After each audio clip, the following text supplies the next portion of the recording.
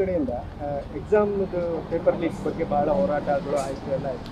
ಆದರೆ ಕರ್ನಾಟಕದಲ್ಲಿ ಅದೇ ಥರದ ಸಿಚುವೇಶನ್ಸ್ಗಳು ಕ್ರಿಯೇಟ್ ಆಗ್ತದೆ. ಆದರೆ ರಾಜ್ಯ ಸರ್ಕಾರ ನಡ್ಕೋತಾರೆ ರೀತಿ ಅಲ್ಲಿ ಯಾವ ರೀತಿ ಹೋರಾಟಗಳಾಯಿತು, ಅದಕ್ಕೆ ಸ್ಟೇಟ್ಮೆಂಟ್ಸ್ಗಳಾಯಿತು. ಆದರೆ ಈ ರಾಜ್ಯ ಸರ್ಕಾರ ಇದಕ್ಕೆ ಬಂದಾಗ ಅದು ತದ್ವಿರುದ್ಧವಾಗಿ ಮಾಡ್ಕೋತಾರೆ. ನಾವು ಈ ನೀಟ್ ವಿಚಾರದಲ್ಲಿ ಹೇಳಬೇಕು ಅಂದರೆ ನಾವು ಕೂಡ ದೊಡ್ಡ ಮಟ್ಟದ ಹೋರಾಟಗಳು ನೋಡಿದ್ದೀವಿ.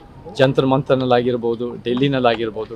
ಹೋರಾಟಗಳು ಬೇಕು ನಮಗೆ ಸಮಾಜದಿಂದ ಯಾವುದಾದ್ರು ಒಂದು ಈ ಸರ್ಕಾರಗಳು ಎಚ್ಚರಿಸೋಕ್ಕೆ ಹೋರಾಟಗಳು ಭಾಳ ಮುಖ್ಯ. ಹೋರಾಟದ ಪರವಾಗಿ ಅಹಿಂಸಾವಾದದ ಒಂದು ಸಂವಿಧಾನದ ಅಡಿಯಲ್ಲಿ ಎಲ್ಲ ಪ್ರೋಟೋಕಾಲ್ಸ್ ಫಾಲೋ ಮಾಡೋ ಎಲ್ಲ ಹೋರಾಟಗಳು ಪರವಾಗಿದ್ದೀವಿ.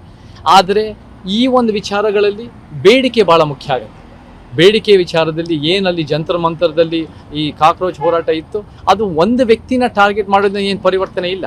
ಅದು ಯಾವುದೋ ಒಂದು ಮಿನಿಸ್ಟರ್ನ ಟಾರ್ಗೆಟ್ ಮಾಡಿ ನಾನು ಅವಾಲೇ ಹೇಳಿದ್ದೆ, ಒಂದು ತಿಂಗಳ ಹಿಂದೆನೇ ಹೇಳಿದ್ದೆ, ನೀವು ಈ ಮಿನಿಸ್ಟರ್ನ ಬದಲಾಯಿಸಬೇಕು ಅಂತ ಉದ್ದೇಶ ಇದ್ದರೆ ಮತ್ತೊಬ್ಬ ಒಂದು ಹಿಂದುತ್ವ ಮಿನಿಸ್ಟರ್ ಬರ್ತಾರೆ ಹೊರತು ಶಿಕ್ಷಣದ ಒಂದು ಪರಿಹಾರ ಸಿಗಲ್ಲ, ಶಿಕ್ಷಣದ ಪರಿವರ್ತನೆ ಸಿಗಲ್ಲ. ನೀಟ್ಗೂ ನಮಗೆ ಸಂಪೂರ್ಣವಾದ ಸಮಸ್ಯೆ ಬಗೆಹರಿಯಲ್ಲ. ನಮ್ಗೆ ಇವತ್ತು ಬರೀ ಲೀಕೇಜ್ ಅಷ್ಟೇ ಅಲ್ಲ, ನೀಟ್ ಅನ್ನೋ ಕಾನ್ಸೆಪ್ಟೇ ಸಮಸ್ಯೆ ಇದೆ. ಈ ದೃಷ್ಟಿನ ಸರಿಪಡಿಸಬೇಕು ಅಂದರೆ ಈ ಒಂದು ಬಿಮಾರು ಉತ್ತರ ಭಾರತದ ದೃಷ್ಟಿಕೋನದಿಂದ ನೋಡೋದಲ್ಲ, ನಮ್ಮ ನಿಜವಾಗ್ಲೂ ದ್ರಾವಿಡ ನಮ್ಮ ಒಕ್ಕೂಟದ ವ್ಯವಸ್ಥೆ ದೃಷ್ಟಿಕೋನದಿಂದ ನೋಡಬೇಕು ಅಂದರೆ ನೀಟನ್ನು ಸಂಪೂರ್ಣವಾಗಿ ಬ್ಯಾನ್ ಮಾಡಬೇಕು, ನೀಟ್ ಅನ್ನೋದೇ ನಿಲ್ಲಿಸಬೇಕು. ಅದು ಬಿಟ್ಟು CET ಥರ ಸ್ಟೇಟ್ಸ್ಗಳಿಗೆ ಎಲ್ಲ ಮೆಡಿಕಲ್ ಆಸ್ಪಿರೆಂಟ್ಸ್ನ ತೀರ್ಮಾನ ಮಾಡೋ ರೀತಿಯಲ್ಲಿ ಇರಬೇಕು. CET ಥರ ನಮಗೆ ನಮ್ಮ ರಾಜ್ಯದಲ್ಲಿ ಯಾರ್ಯಾರು ಸಾಮಾಜಿಕ ನ್ಯಾಯ ದೃಷ್ಟಿನಲ್ಲಿ ಸರ್ಕಾರಿ ಶಾಲೆಗಳು ಓದಿರೋರಾಗಿರ್ಬೋದು, ಗ್ರಾಮೀಣ ಭಾಗದಿಂದ ಬರೋರಾಗಿರ್ಬೋದು, ಎಲ್ಲ ಒಂದು ರೀತಿ ಬಡ ಕುಟುಂಬದಿಂದ ಬರೋರಾಗಿರ್ಬೋದು, ದಮನಿತ ಸಮುದಾಯದಿಂದ ಬರೋರಾಗಿರ್ಬೋದು, ಇಂಥವ್ರಿಗೆ ಒತ್ತು ಕೊಟ್ಟು ನಾವು ಒಂದು ರೀತಿ ಮೆಡಿಕಲ್ ರೀತಿಯಲ್ಲಿ ಎಲ್ಲ ರೀತಿಯಲ್ಲೂ ಒಂದು ರೀತಿ ಪ್ಲೇಸ್ಮೆಂಟ್ ಮಾಡಬೇಕು. ಹೊರತು ನೀಟ್ ಅನ್ನೋ ರೀತಿಯಲ್ಲಿ ಬಂದರೆ ಬರೀ ಒಂದು ದುಬಾರಿ ಕೋಚಿಂಗಿಂದ ಬರೋರು ಎಲ್ಲ ರೀತಿ ಲಾಭ ಪಟ್ಟಿರೋರಿಗೆ ಬೆಳವಣಿಗೆ ಆಗ್ತಾ ಇರುತ್ತೆ, ಬೆಳೆದಿರೋರೇ ಬೆಳೀತಾ ಇರ್ತಾರೆ.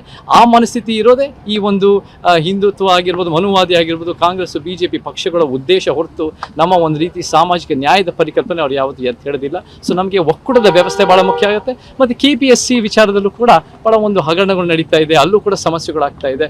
ಎಷ್ಟು ಸರಿ ಏನಾಗುತ್ತೆ ಅಂದರೆ ಈ ಒಂದು ಆಡಳಿತ ಸರ್ಕಾರಗಳು ಏನಂದರೆ ಬೇರೆ ರೀತಿಯಲ್ಲಿ ಬೇರೆಯವ್ರ ತಟ್ಟೆನಲ್ಲಿ ನೊಣನೋ ಹೆಗ್ಣ ಬಿದ್ದಿದ್ರೆ ಅದು ಕಾಣುತ್ತೆ, ಇವ್ರ ತಟ್ಟೆನಲ್ಲಿ ಒಂದು ಕತ್ತೆ ಬಿದ್ದಿದ್ರು ಕಾಣ್ತಾ ಇಲ್ಲ. ಸೊ ಅದನ್ನು ಸರಿಪಡಿಸ್ಬೇಕು ಈ ಸರ್ಕಾರ. ಬರೀ ಬೇರೆಯವ್ರ ಮೇಲೆ ತಪ್ಪು ಹುಡುಕೋದಕ್ಕಿಂತ ನಿಮ್ಮ ಸರ್ಕಾರದ ಎಷ್ಟೋ ಸಮಸ್ಯೆಗಳಿದೆ. ಮತ್ತು ಅದ್ರ ಜೊತೆ ನಾವು ಬೇರೆ ನಾವು ನಿನ್ನೆ ಬೈಂದೂರಿನ ರೈತರ ಹೋರಾಟಕ್ಕೆ ಹೋಗಿದ್ವಿ. ಬೈಂದೂರಿನಲ್ಲಿ ಭಾಳ ದೊಡ್ಡ ಮಟ್ಟದ ರೈತರ ಹೋರಾಟ ನಾವು ಕೇಳಿದ್ವಿ ಮೀಡಿಯಾದಲ್ಲಿ.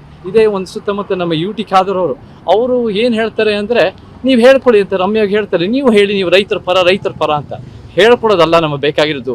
ಜನಪರ ರೈತರ ಪದ ಯೋಜನೆ, ನೀತಿ, ಕಾನೂನುಗಳು ಬೇಕಿದೆ. ಅದು ಬಿಟ್ಟು ನೀವು ಬರೀ ಹೇಳಿಕೊಂಡು ಮೀಡಿಯಾದಲ್ಲಿ ರೈತರ ವಿಚಾರ ಬಂದಾಗ ಬೈಂದೂರು ರೈತರು 1 ವರ್ಷ ಹೋರಾಟ ಮಾಡ್ತಿದ್ರು ನೀವು ಆ ಪಟ್ಟಣ ಪಂಚಾಯತಿಂದ 5 ಹಳ್ಳಿಗಳು ತೆಗೆದಾಕ್ತಿಲ್ಲ. ಅದನ್ನು ಸರಿಪಡಿಸೋದು ಅದು ಸಣ್ಣ ಕೆಲಸ, ಅದನ್ನು ಮಾಡ್ಬೋದು. ಆ ಮನಸ್ಥಿತಿ ಇಲ್ಲ. ಅದ್ರ ಬಿಟ್ಟು ಮತ್ತೆ ಈ ಒಂದು ಬಿಡದಿ ಟೌನ್ಶಿಪ್ನಲ್ಲಿ 9,600 ಎಕರೆ ರೈತರ ಭೂಮಿ ಕಬಳಿಸ್ತಾ ಇದ್ದೀರಾ. ಸೊ ನೀವೇನು ಮಾಡ್ತೀರಾ? ಮೀಡಿಯಾ ಮುಂದೆ ನಾವು ರೈತರ ಪರ, ನಾವು ದಲಿತರ ಪರ ಅಂತ ಹೇಳಿ SC ST TSP ಹಣ ನಾವು ದುರ್ಬಳಕೆ ಮಾಡ್ತಾ ಇದ್ದಾರೆ. 26,000 52,000 ಕೋಟಿ ನಾವು ವಿದ್ಯಾರ್ಥಿಗಳ ಪರ ಅಂತ ಹೇಳಿ ನೀವು ನಿಜವಾಗ್ಲೂ ಯಾರಿಗೂ ಒಂದು ಹುದ್ದೆಗಳು ತುಂಬಿಸ್ತಾ ಇಲ್ಲ.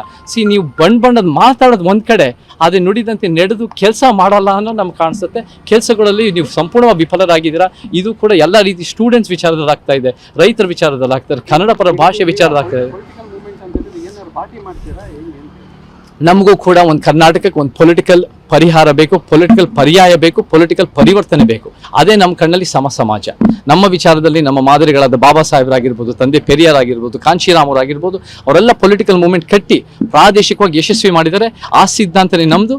ಒಂದು ಸಮಾಜ, ಸಂವಿಧಾನ ಹೇಳದೆ ಅದು ಒಂದು ಸಮಾನತೆ, ನ್ಯಾಯ, ಧರ್ಮ ನಿರಪೇಕ್ಷತೆ, ಸಮಾಜವಾದ, ಒಂದು ಸ್ವಾತಂತ್ರ್ಯ, ಒಂದು ಭ್ರಾತೃತ್ವ, ಒಂದು ವೈಜ್ಞಾನಿಕ ಮನೋಭಾವ, ಆರ್ಟಿಕಲ್ 51H ಈ ರೀತಿ ಕಟ್ಟಿ ನಮ್ಮ ರಾಜ್ಯನ ಬಲಿಷ್ಠ ಮಾಡಬೇಕು, ಕರ್ನಾಟಕನ ಮಾದರಿ ಮಾಡಬೇಕು. ಆ ರೀತಿ ಮಾಡೋದು ಬಿಟ್ಟು ಈ ಒಂದು ಸರ್ಕಾರಗಳು ಬಣ್ಣದ ಮಾತಾಡಿಕೊಂಡು ಅವ್ರ ವೈಯಕ್ತಿಕ ಲಾಭ ಮಾಡಿ ಪ್ರಭಾವಿ ತಂದೆ, ಪ್ರಭಾವಿ ತಾತನ ಮಕ್ಕಳು, ಮೊಮ್ಮಕ್ಕಳೇ ಲಾಭ ಪಡ್ತಾ ಇದ್ರು ಹೊರತು ನಮ್ಗೆ ಯಾರಿಗೂ ಜನರಿಗೆ ಒಳ್ಳೇದಾಗ್ತಾ ಇಲ್ಲ, ನಮ್ಗೆ ನಿಜವಲ್ಲೂ ಪರಿವರ್ತನೆ ಸಿಗ್ತಾ ಇಲ್ಲ, ನಮ್ಮ ಸಮಸ್ಯೆಗಳಿಗೆ ಪರಿಹಾರ ಆಗ್ತಾ ಇಲ್ಲ. ಸೊ ನಾವು ಪೊಲಿಟಿಕಲ್ ಮೂವ್ಮೆಂಟ್ ಬೇಕು. ಈ ಸರ್ಕಾರಗಳು ಎಚ್ಚೆತ್ತಬೇಕು ಅಂದರೆ ಎಷ್ಟೇ ಹೋರಾಟ ಮಾಡಿದ್ರು, ಎಷ್ಟೇ ಜನಪರವಾಗಿ ನ್ಯಾಯದ ಪರವಾಗಿ ನಿಂತರು, ಎಷ್ಟೇ ಸಾವಿರಾರು ಜನ 1 ವರ್ಷ ಹೋರಾಟ ಮಾಡಿ ರಸ್ತೆಗೆ ಬಂದರೂ ಕೂಡ ನಮಗೆ ಈ ಸರ್ಕಾರಗಳು ಕಿವುಡ ಸರ್ಕಾರಗಳು, ಕುರುಡ ಸರ್ಕಾರಗಳು, ಹೃದಯ ಇಲ್ದಿರೋ ಸರ್ಕಾರಗಳು ಕೇಳಿಸ್ಕೊಳ್ಳಲ್ಲ.